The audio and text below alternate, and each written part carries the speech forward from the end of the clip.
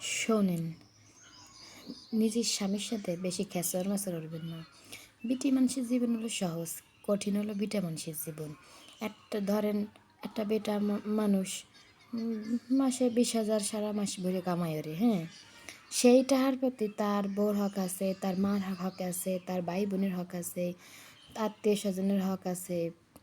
তার যে কত চিন্তা করা লাগে তার ভাবতেও পারবেন না, বুঝছেন। তার বউর একটু বেশি দিলি মা কষ্ট পায়, মার একটু বেশি দিলি বউতি কষ্ট পায়। এবারে বুনি ফোন দিয়ে কয় এই ভাই আমার এই লাগবে, আবার বাইতে ফোন দিয়ে কয় ভাই আমার এই লাগবে।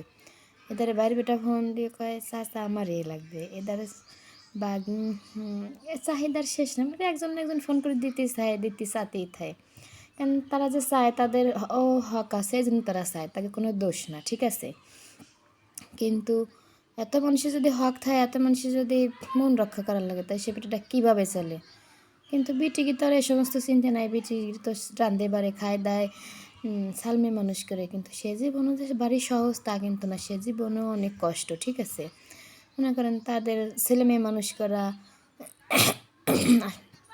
ঘরের কাজ করা লাগে, তারপরে রান্না বাড়া খাওয়া, স্বামীর একটু যত্ন করা। কিন্তু তারপরও বিটি গেছে মেলা বেশি গুণ কষ্ট হয় বিটাকে, কারণ তাকে মেলা দিক চিন্তা করা লাগে, ঠিক আছে। টাহাটা জানে যে সে চাকরি করুক যা করুক, টাহা যখন হাতে আসে বা থাকে তখন তখন বাপরে কী দেবে, মারে কী দেবে, বউরে কী দেবে, বা ছেলে মেয়েরে কী দেবে, আত্মীয় স্বজন যদি কিছু চাই থাকে তারে কী দেবে, তাদের সেই সমস্ত চিন্তা থাকে।